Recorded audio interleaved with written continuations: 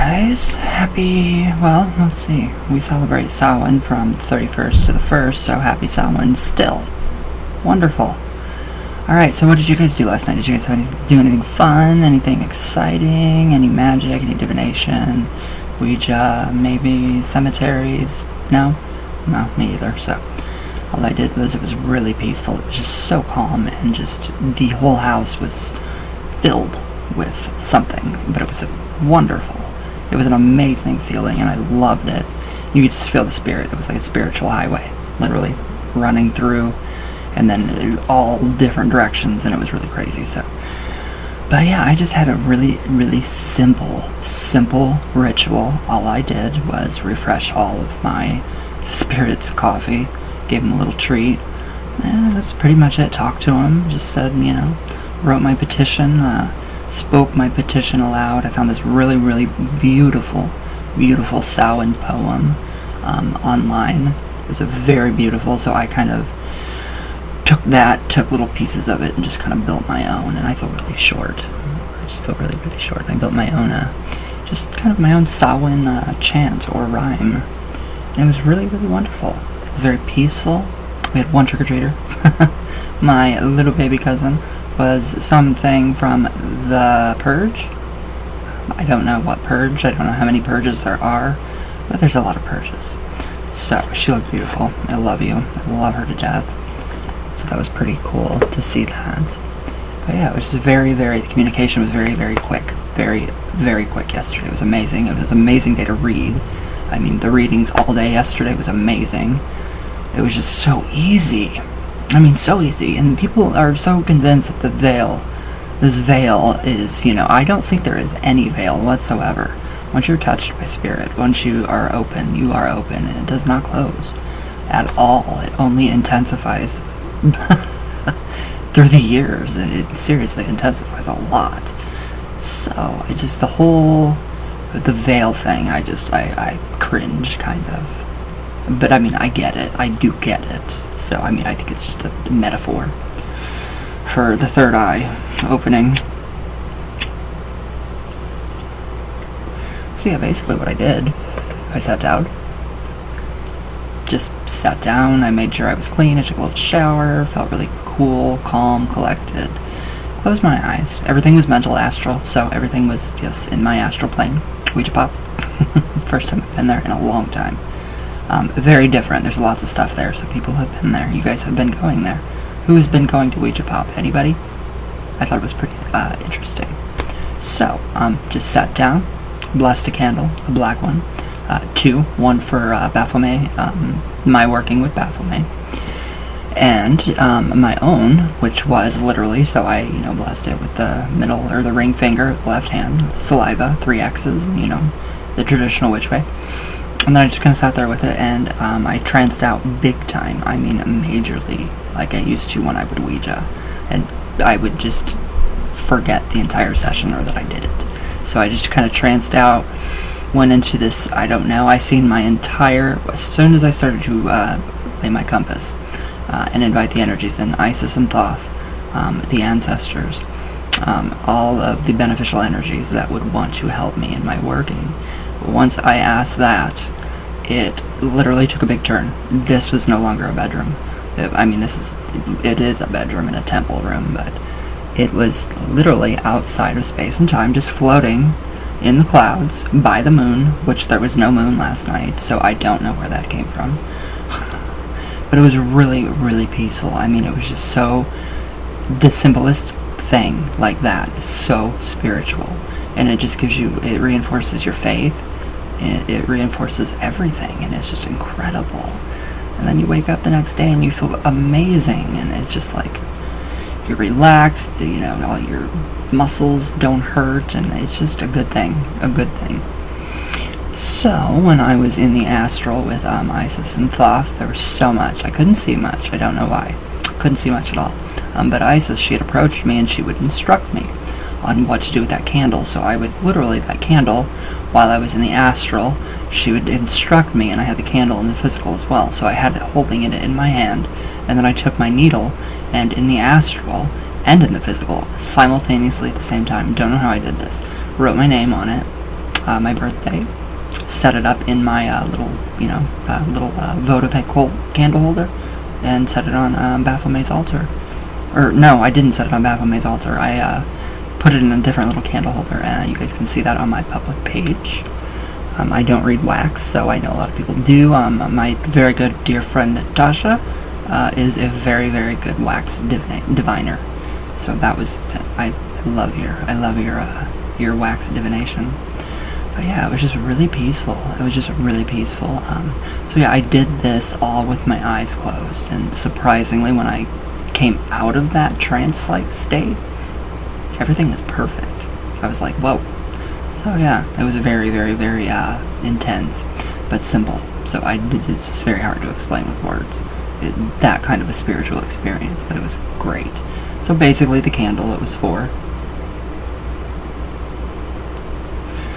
just to kind of recycle, and I like this, recycle the negative energy into positive energy, and that basic alchemy with the black candles. So it was very, very nice, very peaceful. Sparked up a big fatty with my ancestors last night, and with La Santísima Muerte. It was a good night. It was a great night, especially for spiritual, communications. Sadly, I had no idea that Zach Bacon, I don't know how to say his last name, so it's Bacon for now, and I'm sure he doesn't have a problem with that because he's a carnivore. Yeah, he's a carnivore. Anyways, I had no clue that he was investigating the Conjuring House, the real one, with Andrea, so I have got to watch that tonight. That would have been a really, really amazing thing to watch on the Travel Channel last night, but now it's going to have to be tonight, so thanks for reminding me. The cards have been wonderful lately. I mean, the psychic abilities, holy wow, it's just incredible. Everything is incredible. It's so much. Sometimes it's so much, it's like it's hard to take in, and you get so emotional and you just want to cry. But it's a good cry. It's like just a really good feeling. So yeah, that was it. That was my Samhain. It was great. It was very great. We had good food. We had a good family time, and it was amazing. It was just great. So now we have All Souls Day today. So I'm going to be redoing my candle the same way I did last night. And it's just going to be another nice night, I hope. Pray to the gods. That is going to be another nice night. Kind of have an idea of how I'm going to bless the garages, so you guys will have a video coming up for my garages that I'm going to bless, and then I'm going to try to do the land. So I have to find all the information. I have to gather all the information on this house, where it was moved from. I have to find out the name of the school it was. I have to find out everything else about the apples, because Mr. Apple is the one that is here. Everybody is telling me that, that's a residual, psychic imprint. Yes, I know. The little boy, no, he's not a psychic imprint. I do feel his psychic imprint, but I know he's not a psychic imprint because he doesn't do the same thing. It's not repetitive. Nothing is repetitive in this home, except for, pretty much, the cars pulling in, and that's repetitive, so, but other than that, no, it's nothing. It's no residual anything. It's not, an imprint. You can decipher after 20 years of practicing an imprint, psychic imprint, versus an actual spirit, or whatever Mr. Apple has turned into. I don't know if he can turn into anything. I don't know if he's just afraid to move on, but he is just on this land. It's just not fun. So I appreciate the thousands of emails, the thousands of comments and suggestions on how to get rid of this, but it's just, I've tried everything for 19 years, everything, and it just does not work.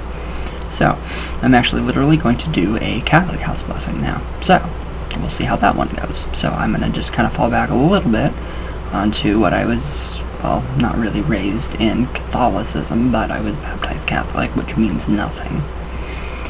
So I'm really going to try to just kind of embrace my past Catholic roots and see what, can happen and what can come of that. Can't hurt. But, alright, so, All Saints Day. Why do we celebrate it? What is it about? So, today is La Santísima Muerte's Day. Tomorrow is La Santísima Muerte's Day. All Souls Day. And then yesterday was La Santísima Muerte's Day. So, a lot A lot is going on. Alright, so we have All Saints' Day, also known as All Hallows' Day, Hallow Mass, feast for all of the saints, or a solemnity of all saints. So it is a Christian festival celebrated in honor of the saints, known and unknown, in Western Christianity. So it's celebrated on today, the November 1st, by the Roman Catholic Church, the Anglican Communion, the Methodist Church, the Church of the Nazarene, and the Lutheran Church, the Reformed Church, and the other Protestant churches, the Eastern Orthodox Church, and associated Eastern Catholic churches. It's crazy. So, alright, now in the Western Christian practice, the liturgical,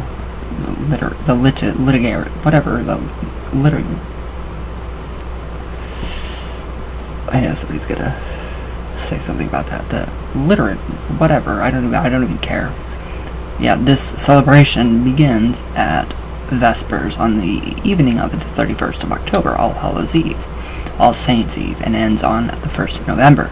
So it is thus the day before All Souls' Day, which commemorates the faithful departed. So in many traditions, All Saints' Day is part of the season of All Hallow Tide, exactly, which includes 3 days from October 31st to November 2nd, inclusive, and in some denominations, such as Anglicanism, extends to Remembrance Sunday on All Saints' Day. So it's common for families to attend church as well as to visit cemeteries in order to lay flowers and candles on the graves of their deceased loved ones. So you have picnics, you have all of that great stuff. So we don't do that anymore. People just don't do that anymore. And I think it's sad, because I used to do that with my grandma. I used to go and have coffee with her a lot. But it just gets harder to go to that gravesite knowing that they're not there. Literally nothing is there except for bones. So it's just like, why am I doing this anymore? Alright, so, but I mean, it's really, seriously, a really nice celebration. So the Christian celebration of All Saints' Day and All Souls' Day stems from a belief that there is a powerful spiritual bond between those in heaven and the living. So in Catholic theology, the day commemorates all those who have attained the beatific vision in heaven. In Methodist theology, All Saints' Day, it revolves around giving God solemn thanks for the lives and deaths of his saints, including those who were famous or obscure. So, as such, individuals throughout the Church Universal are honored, such as Paul the Apostle, Augustine of Hippo, and John Wesley. So, in addition to the individuals who have personally led one to faith in Jesus, such as one's grandmother or friend. Alright, so we can kind of see just where this lies. So, connect the dots with paganism and Christianity, Catholicism, actually. Alright, so, in the British Isles, though, it is known that churches were already celebrating All Saints on November 1st at the beginning of the 8th century to coincide with or replace the Celtic festival of Samhain. James Fraser suggests that November 1st was chosen because it was the date of the Celtic festival of the dead, Samhain.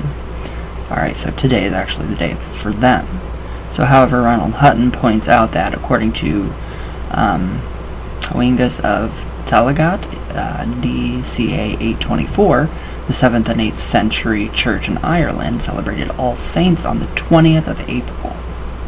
Wow, that's too many dates. Way too many. So, where'd I go? Alright, so yeah, he suggests that November 1st date was a Germanic rather than a Celtic idea. So, we have a lot. I mean, there's a lot of this. I mean, going to the cemetery, it's pretty impressive. It's pretty impressive, all of the history with this. It's pagan, it is, of course, pagan. Alright, so on the 13th of May, 1609, or 1610, or 610, actually. 609 and 610. Pope Boniface IV consecrated the Pantheon at Rome to the Blessed Virgin Mary and all the martyrs, ordering an anniversary. So the feast of the dedication Sanctae Maria and martyrs have been celebrated at Rome ever since. So there is evidence that from the 5th to the 7th centuries there existed in certain places and at sporadic intervals a feast date on the 13th of May to celebrate the holy martyrs. Alright, so the origins of All Saints' Day cannot be traced with certainty, and it has been observed on various days in different places. However, there are some who maintain that the belief that it has its origins in pagan observation of 13th of May, the feast of Lemurs, in which the malevolent and restless spirits of the dead were propitiated. So some liturgiologist, liturgiologist, whatever that word is, base this idea that this Lemuria festival was the origin of that of All Saints on their particular dates, identical dates, and on the similar theme of all the dead. So meanwhile, others considered that the 13th of May was perhaps deliberately chosen by the Pope because of its celebration already established in the East.